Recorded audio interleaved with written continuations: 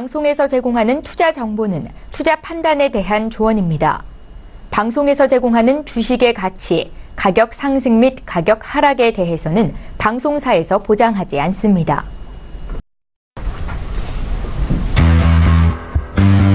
네, 오늘 주요 헤드라인 소식입니다. 19대 문재인 대통령 취임 첫날인 오늘 코스피 지수는 나흘 만에 하락하며 2270선대로 밀렸습니다. 장 초반에는 다시 한번 사상 최고치를 경신했으나 외국인이 대규모 순매도에 나서면서 지수 하락을 주도했습니다. 일간 고점과 저점 차이가 58포인트 이상 되는 셈입니다. 문재인 대통령 취임에 따라 신재생에너지 관련주 수혜가 예상됩니다. 전기요금 인상 기대감에 한국전력 밸류에이션도 재평가될 것이란 분석이 나오고 있습니다. 하지만 통신주는 여전히 흐린 전망으로 보고 있다는 소식입니다.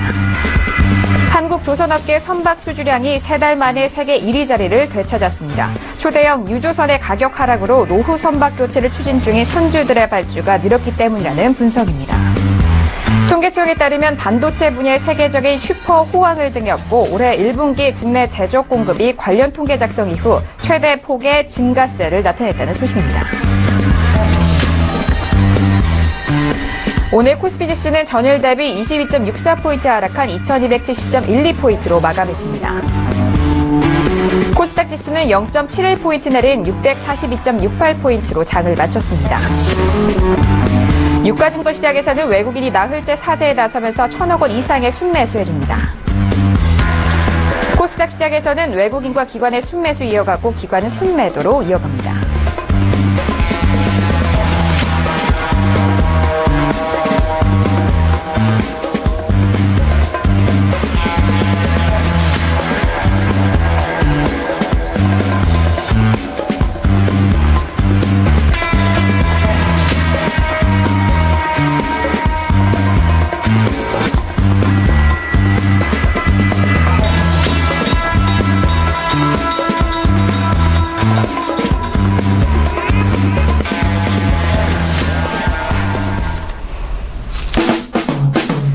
네, 안녕하세요. 평택촌놈의 정석투자의 MC 김은혜입니다. 자, 오늘 정말 새로운 시대가 열린 오늘 우리 시장도 상당히 다채로웠습니다.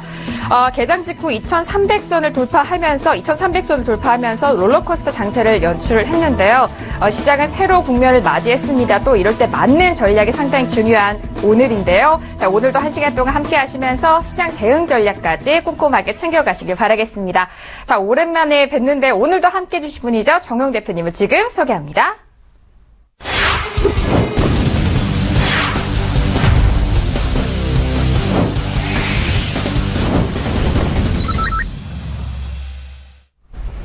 네, 정용 대표님 지금 바로 만나볼게요. 대표님 안녕하세요.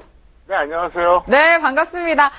대표님 저도 반갑고요. 보시는 시청자분들도 그동안에 너무 좀 보고 싶으셨을 것 같은데 인사 말씀 부탁드릴게요.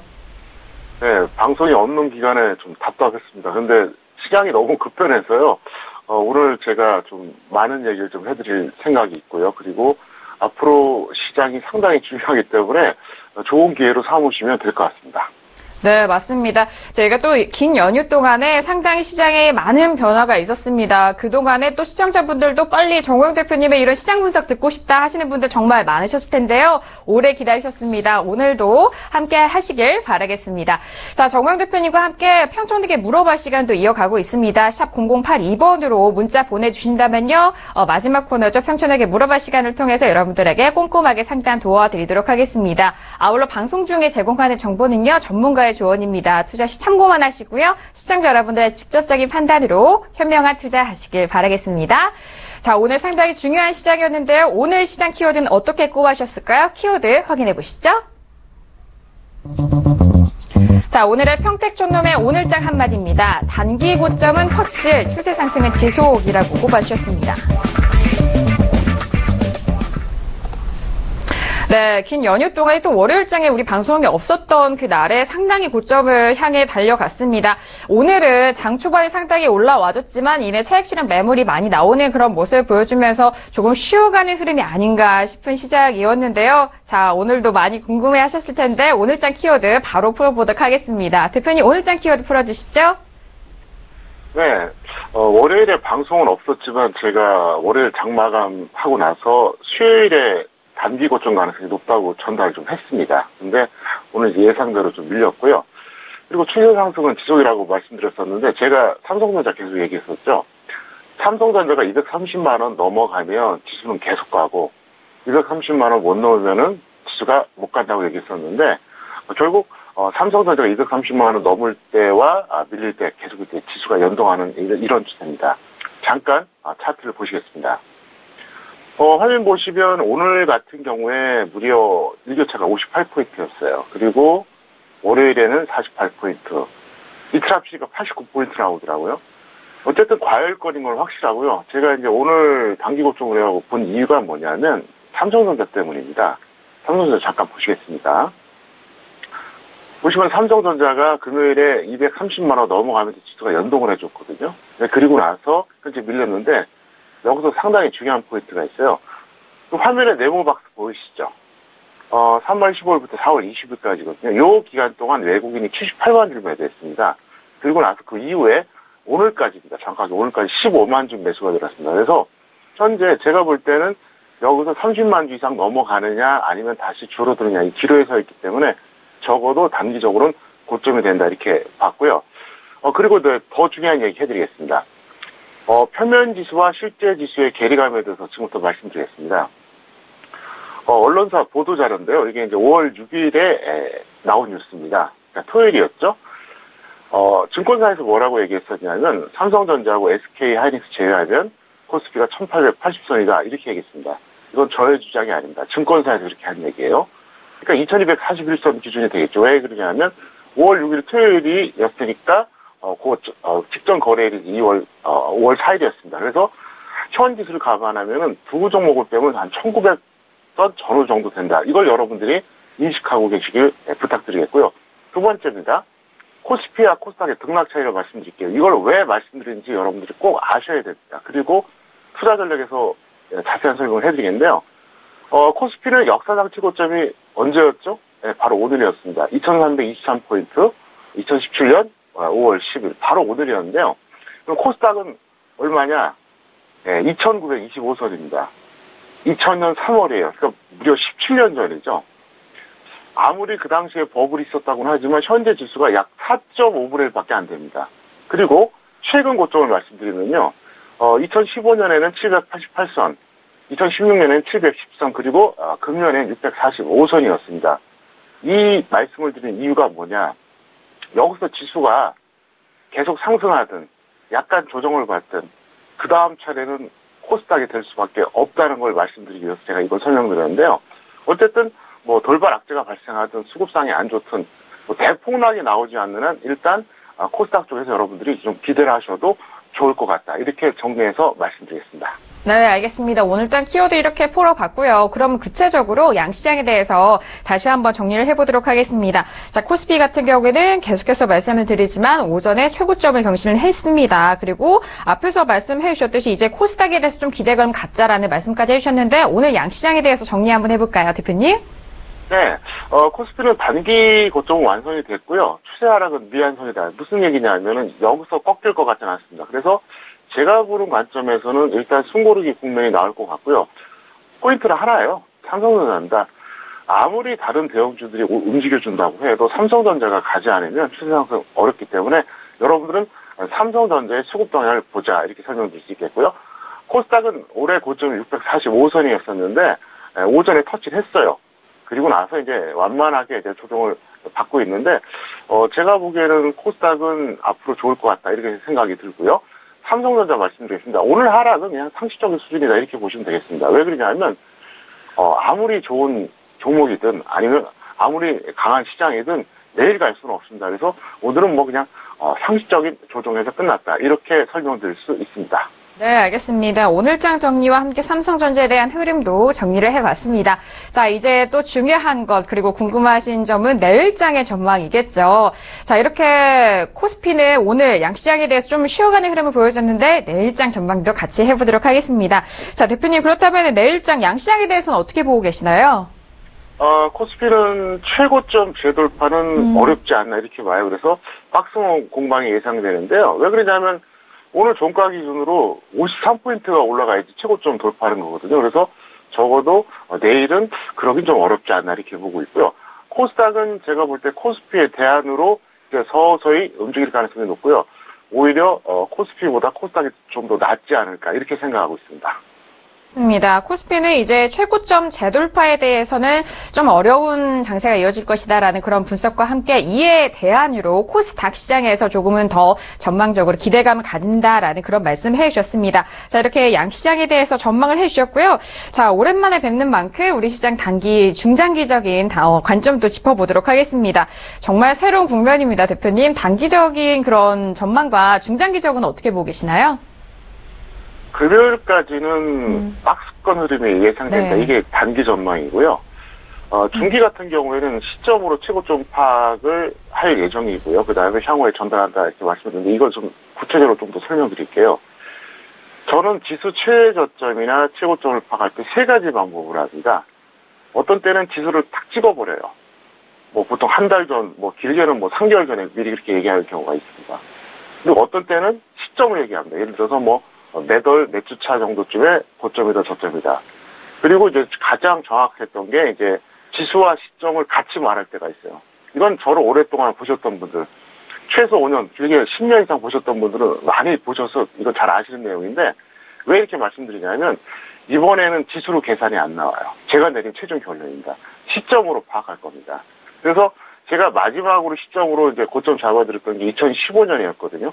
2015년 4월 하순 마지막 주에 최고점이다 이렇게 말씀드린 적이 있었어요. 그리고 그 전에 2012년 같은 경우에는 2050선 전후를 그냥 지수를 찍어버렸는데 이번에는 왜 그렇게 되느냐 두 가지 때문에 그렇습니다. 첫 번째는 삼성전자의 탄력도를 예측하기가 너무 힘들고요. 두 번째는 변수 때문에 그렇습니다. 그래서 일단 제가 판단하는 기준으로는 현재 제가 볼 때 최고점에 대한 것은 제가 최소한 일주일 전에는 말씀드리겠고요. 어차피 230만 원을 넘어가서 추가 상승한다면 조금 더 가니까 아직은 지수 걱정을 하지 마시고 그냥 편안하게 종목 위주로 보시는 게 좋을 것 같습니다. 네, 알겠습니다. 지수에 대한 우려보다는 종목을 집중적으로 바라보자라는 그런 전망해 주셨으니까요. 잘 참고해 보시길 바라겠습니다. 자, 오늘 장의 정리와 함께 내일 장의 전망도 세어봤고요. 이어서 주요 이슈와 공시 분석 알아보도록 하겠습니다. 화면 보시죠. 네, 오늘의 주요 이슈와 공시 분석입니다. 먼저 첫 번째 소식입니다. 현대중공업이 기업 분할, 관련주에 대해서 희비가 엇갈린다라는 소식이 들려왔습니다. 자, 이어서 다음 소식은요. BGF 리테일입니다. 1분기 호실적의 강세 흐름을 보여준다라는 이슈도 떴네요. 자, 이어서 다음 이슈입니다. 한글과 컴퓨터가 1분기 영업이익이 전년 동기 대비 22.75% 증가했다는 공시가 나왔습니다. 다음 종목은 또 W게임즈네요. 1분기 영업이익이 전년 동기 대비 183% 증가 소식 또한 들려왔습니다. 오늘 뭐 종목에 관한 그리고 실적에 관한 그런 이슈가 참 많은 것 같습니다. 먼저 첫 번째 소식이죠. 현대중공업 기업 분할에 관한 소식이 들려왔는데 오늘 15% 가까이 올라와주면서 18만 500원에 마감을 했습니다. 최고는 18만 2,500원까지 올라가는 흐름을 보여줬는데요. 자, 이 소식 많은 분들이 궁금해하실 것 같은데 바로 대표님과 함께 분석해보도록 하겠습니다. 자, 대표님 어떻게 보고 계시나요? 네, 오늘 네 종목이 재상장되면서 제가 적정 주가를 분석을 해봤습니다. 그랬더니 현대중공업이 39만 7천 원이 나왔더라고요. 근데 제가 하고 싶은 얘기는 뭐냐면 현대중공업 일단 매도 감망해달라. 왜 그러냐면 적정 주가대로 움직이기에는 지금 시장이 좀 녹록치가 않다. 특히 이제 조선주 같은 경우는 이제 실적이 좋다고 나왔는데 제가 볼 때는 그 이전에 이미 아쉽지 않은 반등이 나왔기 때문에 그렇게 해달라 설명드릴 수 있겠고요. 나머지 세 종목은 재무제표가 아직 발표가 안 나왔더라고요. 증권사 HTS로는. 그래서 적정 주가를 아직 산출하지 못했는데, 제 생각엔 단기적으로 나머지 세 종목을 좀 공략해 주는 게 낫지 않을까. 그래서 현대로보틱스, 현대일렉트릭, 현대건설기계 중에서 여러분들 하나 정도 선택하셔서 단기적으로 접근하시면 좋을 것 같고요. 저는 현대중공업 같은 경우에는 기업 분할을 잘했다고 생각합니다. 왜 그러냐면 어차피 살릴 기업은, 그러니까 살릴 분야는 좀 살려주고, 아닌 분야는 좀 분리하는 게 더 낫다고 봐요. 왜냐하면 통째로 현재 끌고 가기는 좀 부담스럽기 때문에 현대중공업 자체적으로만 본다 그러면 저는 더 좋지 않나 이렇게 긍정적으로 보고 있습니다.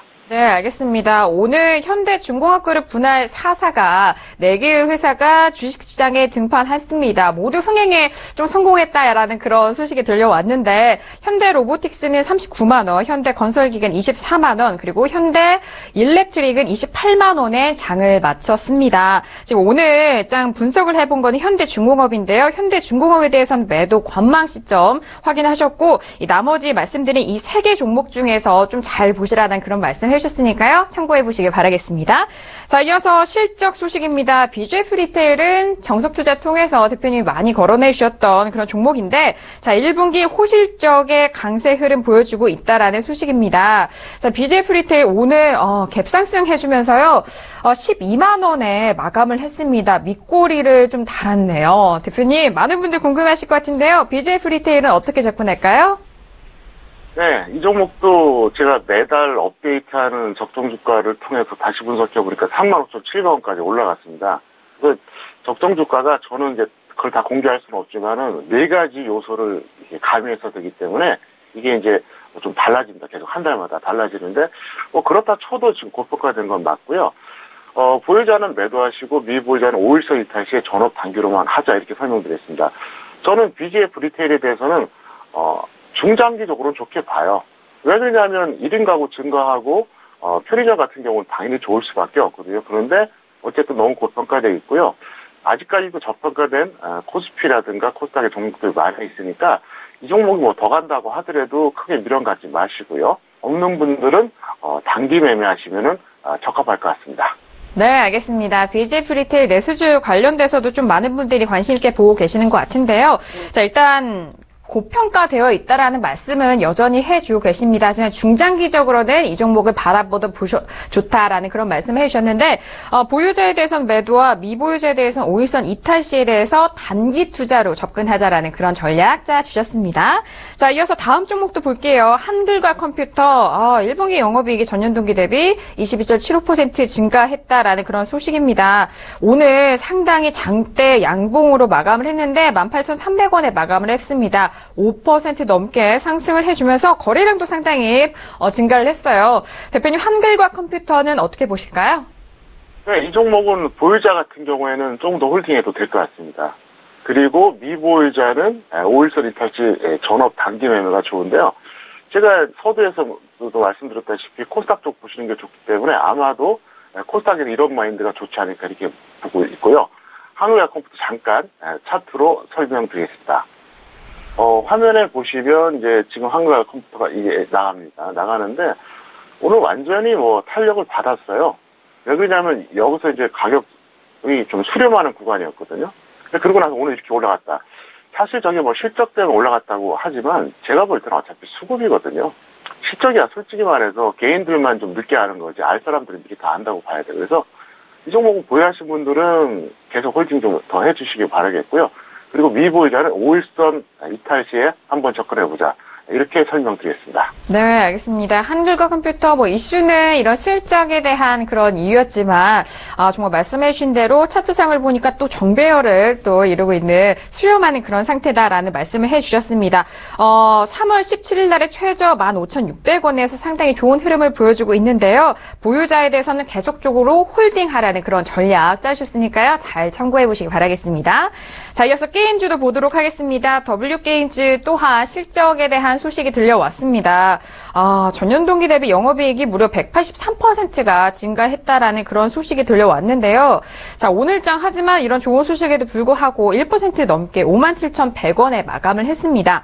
자, 이 소식에 대해서도 알아봐야 되겠죠? 대표님, W게임즈 어떻게 보고 계시나요? W게임즈는 여러 가지로 종합해 봤을 때 전망이 좀 괜찮은 편이에요. 그래서 이 종목은 보유자들은 홀딩 해주시고요. 미보유자들은 21선 이탈 시에 전업 단기로 매매해 주시기 바랍니다. 만약에 21선 이탈이 안 된다. 그럼 다른 종목 잡으면 되기 때문에 굳이 추격은 하지 말아달라 꼭 부탁을 드리겠습니다. 게임즈에서는 긍정적인 방향으로 보고 계십니다. 하지만 추격 매수에 대해서는 자제하시라는 그런 말씀. 그리고 보유자에 대해서는 홀딩과 함께 미보유자는 21선 이탈 시에 대해서 가격 제시 도와드렸으니까요. 잘 참고해 보시길 바라겠습니다. 자, 이렇게 W게임즈까지 오늘 주요 이슈와 공시 분석 알아봤고요. 이어서 본격적으로 종목 분석을 해보도록 하겠습니다. 먼저 오늘의 우량주 화면 통해서 확인하시죠. 네, 오늘 평택촌놈의 오늘의 우량주입니다. 첫 번째 종목은 한국전력 올라왔고요. 두 번째 종목도 볼게요. 동양 올라왔습니다. 네, 한국전력이 먼저 올라왔는데 한국전력 같은 경우에는 대선 이전에도 그리고 이후에도 계속적으로 좀 주목을 받는 그런 종목이 아닐까 싶습니다. 뭐 공약 관련해서도 그렇고 워낙 공공재에 대한 그런 부분들 또 대표님이 항상 거론을 해주셨던 부분이기 때문에 지금 또 새로운 시점에서 어떻게 접근을 해야 되는지 많은 분들이 궁금해하셨을 것 같아요. 오늘 장에는 6% 가까이 빠지면서 43,150원에 마감을 했습니다. 자, 한국전력 바로 분석을 해보도록 하겠습니다. 대표님 한국전력 어떻게 보고 계시나요? 상당히 억울한 주가라고 볼 수가 있죠. 이게 적정 주가로 계산하면 17만 원짜리예요. 근데 추세 하락 가능성이 저는 여전히 높다고 보고 있습니다. 왜 그러냐면 이번에 이제 그 정권이 좀 바뀌었잖아요. 바뀌었는데 아무래도 진보 정권이다 보니까 제가 생각할 때는 여러 가지로 종합해 봤을 때 뭐 전기요금 인상한다는 얘기도 나오겠지만 저는 한국전력이 대박 터트리는 꼴은 절대로 보지 않을 것이다. 저는 이렇게 확신하고 있거든요. 제가 이미 한국전력에 대해서 설명드렸어요. 경기가 안 좋아질 경우에는 공공재에 대해서 정부에서 어떤 식으로든 태클을 겁니다. 어떻게 보면 그게 당연한 거죠. 왜냐하면 국가의 어떤 혜택으로 인해서 돈을 버는 기업들이거든요. 대한민국 이 정도 성장하지 못했다면 통신이라든가 가스 관련주들은 절대로 큰 돈 벌 수가 없어요. 국가의 혜택을 보는 기업들이기 때문에 국가에서 어느 정도 통제한다고 볼 수 있겠고요. 그 다음에 이제 제가 그렇게 말씀을 드렸었잖아요. 한국전력 같은 경우에는 일단 이거는 적정 주가로는 상당히 좀 지금 굉장히 좀 저평가되어 있는 거죠. 그러니까 억울한 가격이죠. 억울한 가격인데 어차피 작년 제가 10월, 11월에 이제 그런 말씀 드렸었잖아요. 대선 공약이 어떤 게 나올까 이제 그거를 분석해 보다가 세대별, 지역별 이걸 다 조사를 해봤어요. 그랬더니 전기하고 가스 요금만큼은 전부 다 내려달라고 그러더라고요. 예를 들어 통신 같은 경우에는 이제 젊은 층 위주로 이제 그렇게 공약이 좀 원한다 이렇게 좀 나왔었는데 그래서 저는 어차피 이거는 정권이 바뀌고 나서 더 나쁠 것이다 이렇게 생각하기 때문에 한국전력에 대해서는 전업들이 단기로만 접근해달라 이렇게 설명드리겠습니다. 네, 한국전력 전업 단기로만 찬성한다는 의견을 주셨습니다. 자, 오늘 음봉으로 마감을 했는데 거래량도 많이 나와서 좀 걱정이 많으실 부분도 있으실 것 같아요. 추세 하락 가능성이 높은 종목인 만큼요, 단기적으로만 접근 가능하다라는 그런 말씀 해주셨습니다. 자, 이어서 다음 종목도 보도록 하겠습니다. 동양이 올라왔어요. 지주사잖아요. 오늘 5월 4일인가요? 5월 4일에 최저점이죠. 2115원에서 지금 올라와주는 흐름인데 오늘 5% 넘게 상승해주면서 윗꼬리가 달렸습니다. 2285원에 마감을 했어요. 자, 대표님, 동양 같은 경우에는 어떻게 접근하면 좋을까요? 네, 제가 자주 언급하던 코스피 비공속 강물입니다. 적정 주가 대비 저평가되어 있고요.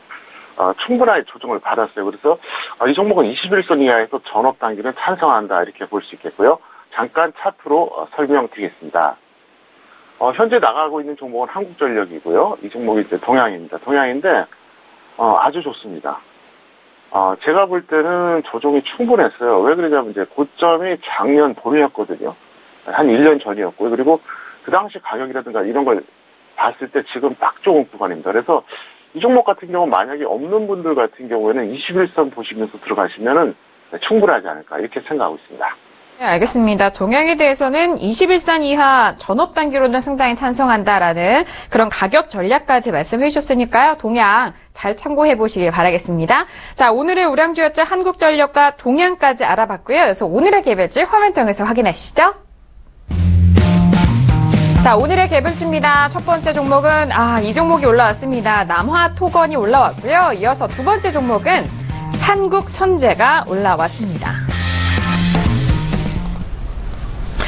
자, 오늘 문재인 대통령이 당선이 되면서 이 내정제에 대한 관심도 많고요. 거기에 따라서 또 정책에 대한 관심도 많이 쏠렸습니다. 남아토건 같은 경우에는 이낙연 국무총리 이 내정자와 또 관련된 그런 테마주로 오늘 상당히 많이 올라와준 흐름인데 23% 넘게 상승을 해줬습니다. 7,450원에 마감을 했는데요. 자, 이제 대선 전에는 또 인맥과 정책 관련주에 쏠렸다면은 이제는 또 이런 내정자와 관련된 그런 정책과 앞으로의 공약 실현에 대한 듯한 그런 종목들이 많이 관심을 받을 것 같은데요. 남아통건 오늘 하루 종일 궁금해하셨을 것 같습니다. 대표님, 남아통건 어떻게 보고 계시나요? 네, 이 종목은 우선 전업 단타로 접근하자 이렇게 설명드리겠고요. 단기가 아닙니다. 단타니까 이제 당일 매매라는 얘기인데 차트를 좀 유심히 봐야 될 필요가 있기 때문에 차트로 설명을 드리겠습니다. 남아통건 같은 경우는 이건 좀 독특해요. 왜 독특한지 제가 설명을 좀 드리겠는데요. 지금 화면에 나가는 게 남아통건입니다. 이 종목이 예를 들어서 횡보를 하다가 오늘 이렇게 갑자기 급등했다 그러면 그 내정자와 관련된 그런 호재로 올라갔다 볼 수 있는데 사실 그 전에도 올라갔었거든요. 네, 전혀 안 움직인 게 아닙니다.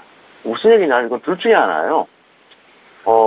오늘 그 호재하고 관계없이 다른 이유로 이제 올라갔거나 아니면 문재인 후보가 당선될 가능성이 높다고 보고 선침해한 거예요. 둘 중에 하나거든요. 그렇지 않으면 절대 이런 차트가 나올 수가 없어요. 그리고 나서 또 여기까지 빠졌어요. 그래서 좀 상당히 좀 황당한 차트인데, 제가 보기에는 이게 뭐 그렇게 크게 갈 것 같지는 않아요. 왜 그러냐면은, 단발성 어떤 그런 뉴스 때문에 갔기 때문에 세월 이룬 것도 없고, 그래서 일단 이 종목은 보유자들 같은 경우는 최대한 고점 매도하시기 바라겠고요. 미보유자들은 만약에 장중에 이제 예를 들어서 뭐 내일 보합권 아래에서 이제 음봉이 나왔다. 그러니까 이제 마이너스권에서 음봉이 나온 걸 말하는 거죠. 플러스권 음봉이 아닙니다. 플러스권 음봉 나와도 잘못하면 다칠 수가 있기 때문에 그럴 경우에는 전업 단타로 대응해주면 좋을 것 같습니다. 네, 알겠습니다. 남아통건 같은 경우에 오늘 상당히 이슈가 많았던 종목일 것 같은데요. 보유자에 대해서는 고점 매도와 함께 미보유자에 대해서는요, 마이너스 음봉권에서의 단타로만 접근하라는 그런 말씀 해주셨으니까요. 잘 참고해 보시길 바라겠습니다. 자, 이어서 한국선제도 알아보도록 하겠습니다. 한국선제는 오늘 윗꼬리가 상당히 길게 달렸습니다. 7.61% 오른 3,465원에 마감을 했는데 오늘 거래량도 이 전거래일 비교해서 상당히 터져주는 흐름이거든요. 대표님 알아볼까요? 네. 한국선제는 업종 분류는 코스닥 금속으로 되어 있어요. 그런데 이제 코스피에 있어서 아마 이제 비금속 광물이 될 겁니다. 그래서 건자재 관련주입니다. 여러분들이 그걸 아셔야 됩니다. 2000년대 초반부터 이제 쇼핑몰이 생겼잖아요. 인터넷 쇼핑몰. 그때 처음에 가장 득본 기업이 어떤 건지 아십니까? 어떤 종류인지 잘 모르시죠? 바로 택배업체였어요. 왜냐하면 이제 인터넷 쇼핑몰은 막 치열하게 경쟁하잖아요. 근데 택배는 안 할 수가 없잖아요. 똑같아요. 이 건설에 관련돼서 뭔가 이제 움직임이 나오잖아요. 그러면 이 선제 관련 회사가 사실은 가장 좋은 겁니다. 왜? 건설 회사들은 어떻습니까? 수주를 많이 하느냐, 작게 하느냐. 또 사실상 이게 뭐 흑자 수주냐 적자 수주냐에 따라 달라지거든요. 근데 어떤 건설사든 선제는 필요한 거예요. 왜냐하면 이제 건설과 관련된 일종의 여러 가지 자질구레한 부품들을 말하는 거거든요. 그래서 한국선제 같은 경우 여러분들 꼭 기억해 두시고 이 메커니즘도 기억을 해 두시기 바랍니다. 제가 최근에 왜 자꾸 비금속 광물 얘기했었냐면요. 너무 소외됐기 때문에 반등할 자리가 됐다 이렇게 보고 이제 설명드리는데요. 한국선제는 어쨌든 비금속 광물 차원이다 설명드릴 수 있겠고요. 이 종목은 61선 이하에서 전업 단기로 접근하면 좋은데요. 이왕이면 차트 잠깐 보여드리겠습니다. 한국선제 같은 경우에 지금 이제 보시면은요. 여기 나옵니다. 오늘 윗꼬리 달아주고 딱 좋았죠. 그래서 이 종목은 21선까지 보기에는 너무 이거는 힘들죠. 제가 볼 때 안 올 것 같아요. 이게 검은색이 21선이거든요. 그래서 61선 정도. 요 정도만 만약에 온다 그러면 예를 들어서 1차 매수 이 정도에서 해주시고요. 한 2차 정도 해주셨다가 손절가 10% 보시고요. 웬만하면 한 20, 30% 보고 대응하면은 저는 충분히 가능하다고 보고 있습니다. 네, 알겠습니다. 공략 업종 설명해 주셨을 때 비금속 광물에 대해서도 말씀을 해 주셨고요. 한국선제에 대해서는 이와 동일 업종으로 좀 같이 끌고 가도 좋다라는 그런 의견을 주셨는데 61선 이하에서 전업 단기로 끌고 가보신다면은요. 목표가 설정에 대해서 도와주셨으니까 그런 전략들 잘 참고해 보시기 바라겠습니다. 자, 오늘의 개별주였습니다. 남화토건과 한국선제까지 알아봤고요. 이어서 마지막 섹터입니다. 오늘의 테마주 화면 통해서 확인하시죠. 네, 평택촌놈의 오늘의 테마주는요. 첫 번째 보령 메디안스입니다. 두 번째 종목은요. 어떤 종목일까요? STX 엔진이 떴습니다. 자, 보령 메디앙스가 떴습니다. 뭐 대표적인 출산 관련된 그런 종목이기도 하고 뭐 이전에는 중국 수혜주로도 관련돼 있었던 종목인데요. 자, 오늘 테마주로 떴습니다. 5% 넘게 상승하면서 13,050원입니다. 최저가가 불과 3월 10일 날에 찍었는데요. 11,100원에서 지금 13,000원대 흐름으로 이어져 오고 있는데요. 자, 이와 관련해서도 아무래도 정책 테마가 빼놓을 수가 없을 것 같습니다. 대표님, 보령 메디앙스 어떻게 보고 계시나요?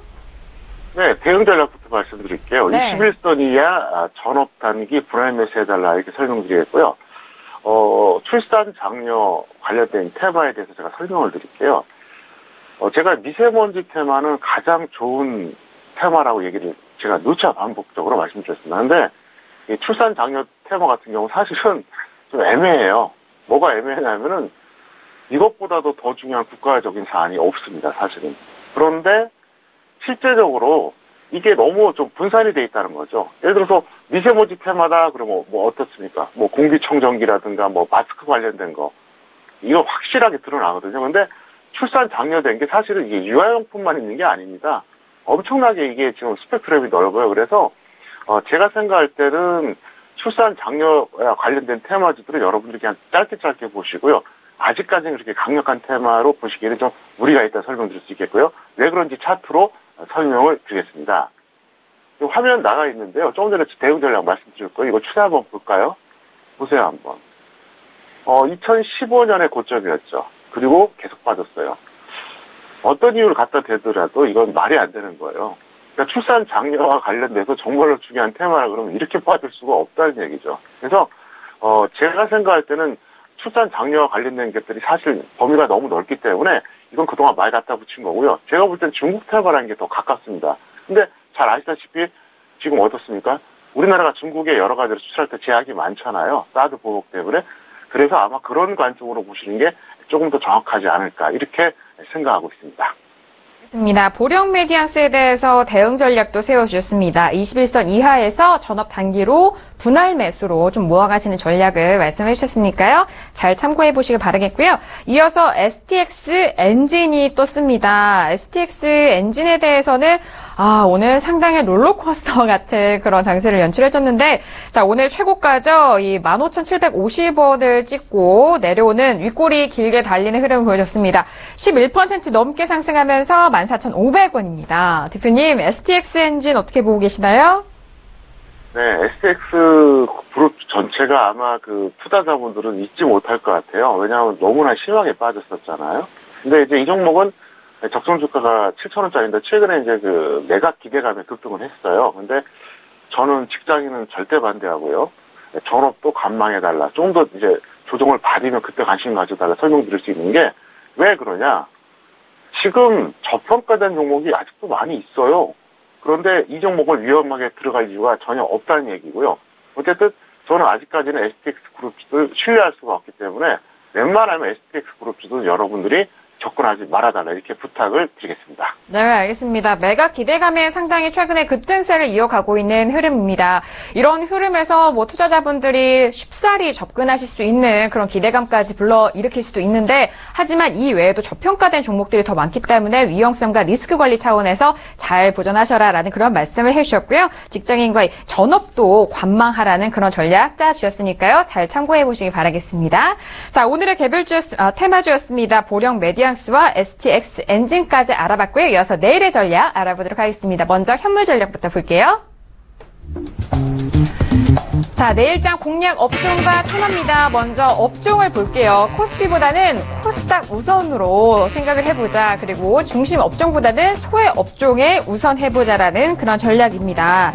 자, 테마는 어떤 테마일까요? 미세먼지 테마가 꼽혔고요. 코스닥 종목에 집중이 필요하다라는 그런 테마까지 말씀드렸습니다. 네, 시작 시간부터 말씀해 주셨던 건데, 코스피보다는 이제 코스닥 쪽으로 좀 관심을 가져보자라는 그런 말씀이셨고, 미세먼지도 또 오늘 올라왔습니다. 대표님, 내일장 공략 업종과 테마 설명 부탁드립니다. 네, 조금 더 구체적으로 말씀드릴게요. 네. 전업 같은 경우에는 코스피 할 필요 없고 코스닥 종목만 하시는 게 좋아요. 그래서 직장인들은 이제 아무래도 코스피, 코스닥 좀 섞어서 하는 게 낫고요. 왜냐하면은 여기서 코스닥이 안 가면 말이 안 되고요. 어차피 지금 아마도 만약에 지수가 여기서 크게 빠지지만 않다면 잠깐 조정받고 뭐 횡보하든 아니면 급등해주든 코스피에서는 좀 제한적이라고 볼 수가 있는 게요. 잘 아시잖아요. 대형주들이 움직이고 있거든요.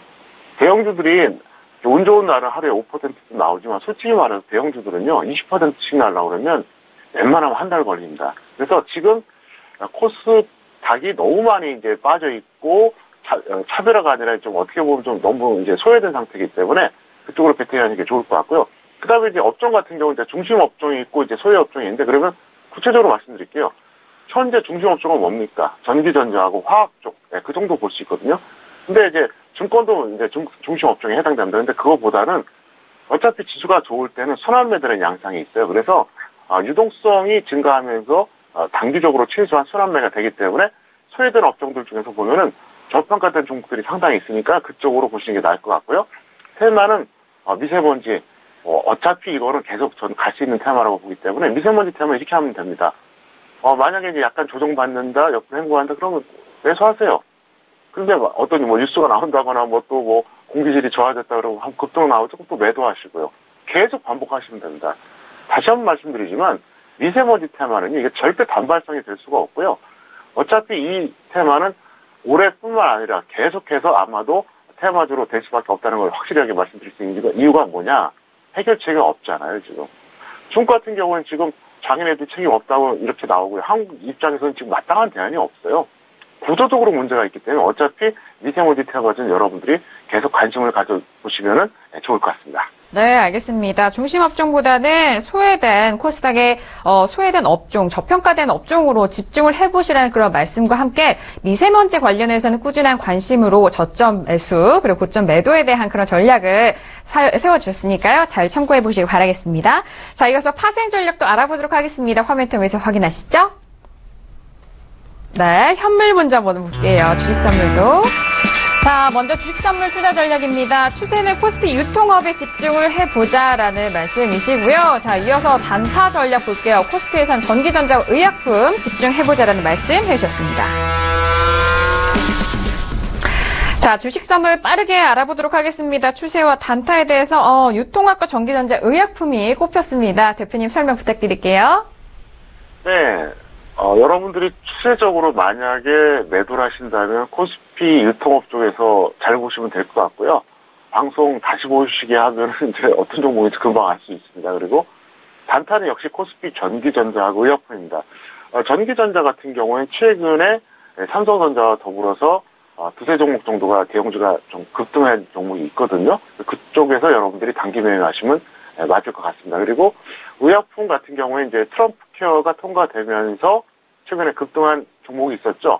이 방송 통해서 자주 언급해드렸었는데 그 종목 같은 경우 어차피 여전히 엄청나게 고평화된 종목이기 때문에 단기적인 반등에 불과하다. 그래서 접근해보자 이렇게 설명을 드리겠습니다. 선물에 대해서도 잘 참고해 보시기 바라겠고요. 이어서 선물 옵션 전략도 알아보도록 하겠습니다. 어떤 전략 세워졌을까요? 자, 화면 보시도록 하겠습니다. 지금 선물 옵션 투자 전략 세우셨는데 추세는 현재 관망이 필요하다. 자, 그리고 이어서 다음 전략도 볼게요. 자, 단타 전략인데 선물은 양방향 시도, 옵션은 내일 만기일에 유념해보자라는 그런 전략입니다.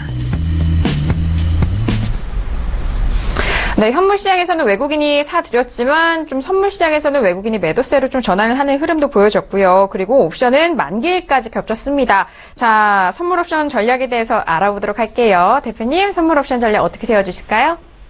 네, 먼저 추세 매매 말씀드리겠는데요. 추세 매매라고 하는 것은 최저점에서 매수해서 홀딩하거나 최고점에서 매도 홀딩하는 게 추세 매매인데 지금 최저점을 논할 수는 없겠죠. 그러면 이제 최고점을 기다리는 상황인데 지금 최고점이라고 볼 수가 없거든요. 그러니까 관망하는 게 좋겠고요. 그 다음에 이제 단타 같은 경우 선물은 이제 양방향 시도하세요. 그래서 조금 더 구체적으로 말씀드린다 그러면 예를 들어서 간단합니다. 보합권 기준으로 해서 이제 플러스 3포인트 이상에서 움직인다 그러면은 매도 포지션, 마이너스 3포인트 이하에서 움직이면 매수 포지션 해주면 될 것 같고, 그래서 양방향 해주시고요. 좀 전에 김은혜 씨 말씀하셨던 대로 외국인들이 좀 매도하고 있습니다. 근데 특히 선물도 그렇지만 더 놀라운 게 옵션입니다. 최근에 외국인들이 콜매도 풋매수를 강화시키고 있거든요. 금액도 만만치가 않아요. 그래서 외국인들 같은 경우는 이제 현재 그런 전략이죠. 현물에서 매수하면서 실제로 이제 파생에서는 정반대로 매매한다. 그러니까 일종의 헤지 차원이라고 볼 수 있기 때문에 제가 왜 단기적으로 이제 좀 박스권 얘기하냐, 바로 그런 이유 때문에 그렇습니다. 그리고 옵션은 뭐 선물하고 이제 똑같은 포지션을 가져가면 되겠죠. 예를 들어서 선물에서 매도할 때는 어떻게 합니까? 네, 풋 매수해 주시고, 매도할 때는 반대로 매수할 때는 이제 콜 매수해 주시면 되겠죠. 근데 내일 만기이기 때문에 상당히 급등나게 됩니다. 그래서 전업 투자자거나 이제 매매 잘하신 분들은 이제 5월물 해주시고요. 그게 아니면 그냥 6월물로 해주시는 게 더 나을 것 같습니다.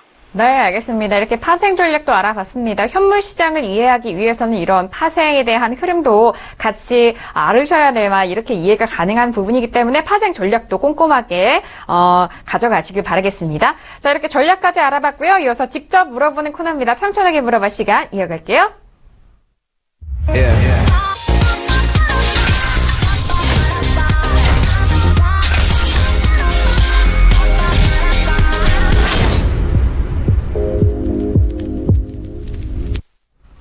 네, 오랜만에 돌아온 시간입니다. 평촌하게 물어봐 시간 이어가보도록 하겠습니다. 그동안 많은 분들이 너무 많은 문자 보내주셔서요.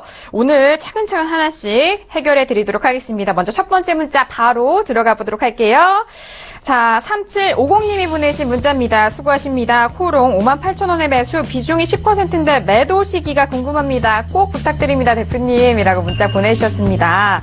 자, 코롱 같은 경우 오늘 65,700원입니다. 그래도 지금 수익권에 계시기 때문에 매도 시기가 상당히 궁금하신 분 같죠? 대표님, 매도 시기 어떻게 세워보면 좋을까요? 네, 이 종목은 적정 주가가 116,000원입니다. 아직도 상당히 저평가되어 있다고 볼 수 있죠. 그리고 추세도 상당히 좋아요. 그래서 최소한 뭐 본전되면 매도를 하세요. 근데 그게 아니면 20% 정도는 우리가 평가액을 보고 좀 기다려보자, 이렇게 설명드릴 수 있겠고요. 미보유자들은 5일선 이하 매수가 좋습니다. 잠깐 차트로 설명드리겠습니다.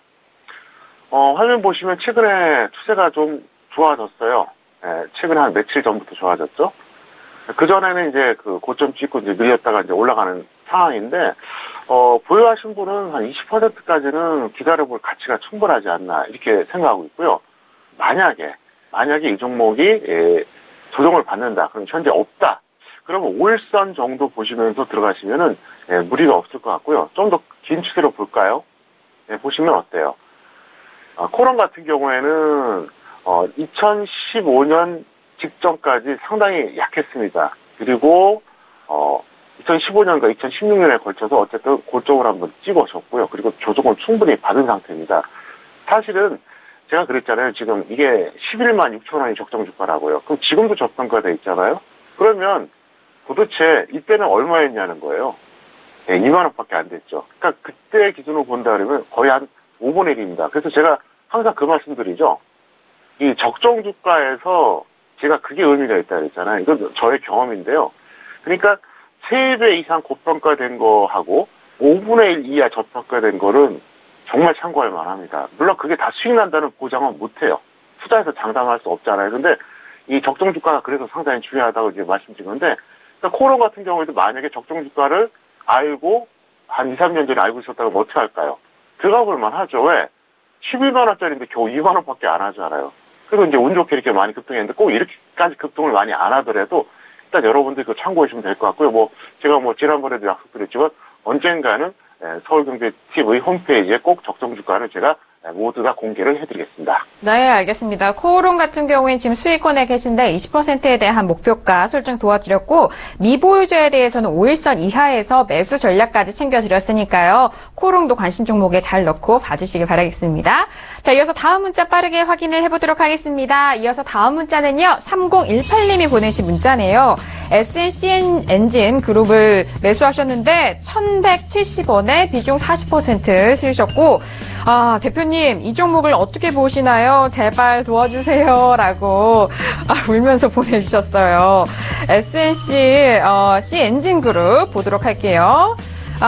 오늘 보합권에서 마감했습니다. 1,140원에 마감을 했고, 지금 그래도 매수가보다는 손실 구간이 있으시잖아요. 바로 여쭤보도록 하겠습니다.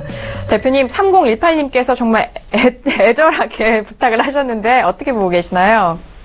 네, 제가 적정 주가 대비 저평가된 거 한 30개 정도를 따로 모아놓은 게 있어요. 왜냐하면 이제 투자자분들이 이제 적정 주가 2,000개를 다 검색한다 이러면 2,000개 다 검색해서 이거 데이터 내기는 어렵잖아요, 솔직히. 그래서 한 30개 정도 제가 별도로 뽑아놓은 게 있는데, 이제 그 중에 하나예요.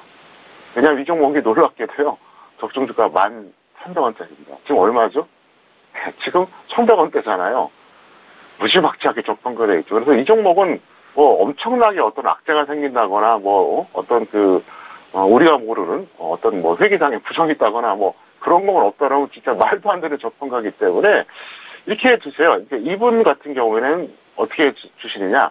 일단 손절 10% 해주시고요. 그 다음에 수익은 한 30% 보고 그냥 버텨볼 가치가 있다 볼 수 있겠고요. 없는 사람들은 그럼 어떻게 해야 될까요? 네, 들어가 봐도 상관없습니다. 다만, 이 거래량이라든가 거래 대금이 얼마 없기 때문에 좀 지루할 수가 있고요. 네, 본격적으로 가기에는 좀 시간이 걸릴 수 있습니다. 그래서 이런 종목의 방법이 뭐냐. 속된 말로 몰빵하면 안 됩니다. 왜? 안 움직이면 다른 기회를 다 놓쳐버리잖아요. 그러니까 일부만 들어가시면 될 것 같습니다. 그래서 이 종목은 제가 차트 설명은 안 드리겠고요.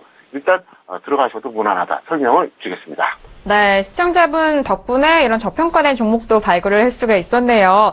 SNC 엔진그룹에 대해서는 현재 들어가셔서 좀 보유하시라는 그런 전략도 말씀해 주셨고, 수익에 대해서는 30% 설정을 도와드렸는데, 다만 이 종목은 거래량이 적기 때문에 더딘 흐름이 이어질 수 있다는 점, 그 점 잘 참고하시길 바라겠습니다. 자, 이어서 다음 종목도 빠르게 보도록 하겠습니다. 8827님이 보내주신 문자인데요. 평수님 시원시원한 진단 늘 감사드립니다. GRT 4,100원의 비중 30% 있는데요.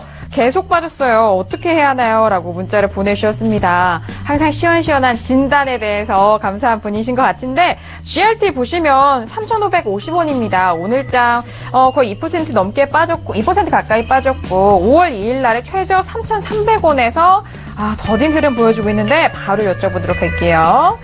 대표님, GRT에는 지금 손실 구간이십니다. 어떻게 대응하면 좋을까요? 네, 전략 먼저 짜드리고 차트로 설명드리겠습니다. 네. 추가 후에 평균가 대비 10% 손절 보시고요. 수익은 한 20% 정도 보면 될 것 같습니다. 그리고 미보자는 지금 매수해도 큰 무리가 없을 것 같습니다. 그럼 왜 그런지 차트로 설명을 드리겠습니다. 자, 화면 보시면은요. 이 종목은 참 하염없이 흘러내렸습니다. 급락한 건 없어요. 그런데 딱 차트 보셔도 어떻습니까? 그냥 힘없이 계속 흘러내리고 있습니다. 이런 단계인데요. 최근에 이제 급등했던, 최근은 아니죠. 그러니까 한 7개월 전에 급등했던 가격으로 본다면 사실 그때 한 8,000원이 넘어왔었거든요. 그러고 나서 지금 반토막 이상 났어요. 그리고 적정 주가가 지금 10,000원이 넘습니다. 그래서 이 종목 같은 경우에는 어떻게 하시느냐? 일종의 예측 매매죠. 지금 지수가 나쁘지 않잖아요. 그리고 코딱 손해매매 가능하다고 했잖아요. 그래서 전체적으로 개별주에 어떤 좋은 분위기가 있을 가능성이 있기 때문에 이런 때에는 예측 매매 하셔도 됩니다. 사실 지금 들어가는 거 이건 확인 매수는 절대 아니거든요. 왜냐하면 어떤 반등이 세게 나왔던 적도 없잖아요. 그래서 일종의 예측 매수인데 지금은 예측 매수 차원에서 들어가셔도 되고 한번 해보셔도 전업들은 크게 무리가 없지 않나 저는 이렇게 생각하고 있습니다. 네, 알겠습니다. GRT에 대해서는 정말 10월 26일 날 최고 8,200원에서 상당히 많이 내려오는 흐름이었는데 지금 가격대 접근하셔도 좋을 가격대라는 그런 분석까지 해주셨고 추가 매수 평균가 대비 손절 10% 수익 20%까지 도와드렸으니까 잘 대응해보시기 바라겠습니다. 자, 이어서 다음 문자도 볼게요. 다음 문자는 4109님이 보내신 문자입니다. 자, 에이스테크 매수가 4,020원의 비중 15%입니다. 조금 추가 매입하고 싶은 때 가능할까요? 라고 보내주셨는데 에이스테크에 대해서 지금 비중이 15%인 만큼 추가 매수를 좀 원하시는 것 같아요. 비중에 대해서 늘리시고 그리고 평균 단가도 낮추고 싶다. 그런 말씀이신데 지금 수익권에 계시기 때문에 조금 더 비중을 싣고 싶은 의지가 보이십니다. 대표님, 추가 매수 해도 될까요? 네, 4,100원에 30%를 매수하셨잖아요. 그럼 예를 들어서 추가해서 2배 만든다 그러면은 60% 되는 건데 중요한 거는 현재 가격이 매수가보다 높아요.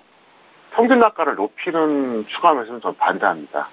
평균 단가를 낮춰야 의미가 있거든요. 그래서 일단은 결과를 떠나서 그건 좀 비합리적이다 볼 수 있겠고요. 이 종목은 본전에 매도하거나 이렇게 밀렸을 때 본전 매도하시고 아니면은 한 30% 정도까지는 좋을 것 같습니다. 잠깐 화면을 보시겠습니다. 보시면 이 종목 같은 경우 저평가되어 있다는 게 일단 특징입니다. 이게 적정주가 13,000원대거든요. 그럼 아직도 뭐 한 3분의 1 저평가되어 있고요. 추세도 상당히 좋습니다. 제대로 뭐 크게 조정받은 것도 없고요. 사실은 이 종목을 제가 추천할까 하다가 이제 깜빡하고 못했어요. 왜냐하면 다른 것보다 이제 놓쳤는데, 상당히 좋기 때문에 이걸 굳이 추가를 하지 마시고요.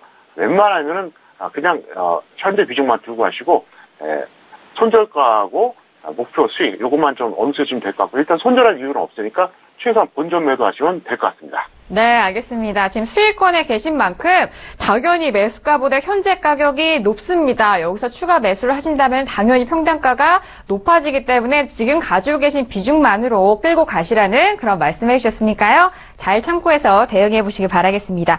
자, 오늘 평촌에게 물어봐는 여기까지 마무리를 해보도록 하겠습니다. 오랜만에 뵀던 만큼 대표님도 정말 많은 분들 상담 도와주신 것 같은데요. 대표님과는 여기서 인사 나누도록 하겠습니다. 대표님 오늘 말씀 감사합니다. 네, 감사합니다. 네, 이렇게 대표님과 오랜만에 시장 분석을 하고 함께 대응을 하니까 참 든든한 생각이 드는데요. 자, 저희가 오늘 평촌에게 물어봐 시간 그리고 평택촌음의 정석투자는 여기까지입니다. 저희가 준비한 소식 내용 여기까지고요. 저는 내일 이 시간 다시 돌아오도록 하겠습니다. 1시간 동안 함께해 주신 여러분 오늘도 고맙습니다.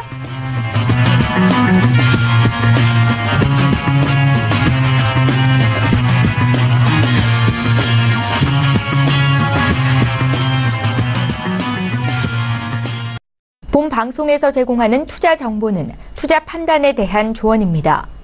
방송에서 제공하는 주식의 가치, 가격 상승 및 가격 하락에 대해서는 방송사에서 보장하지 않습니다.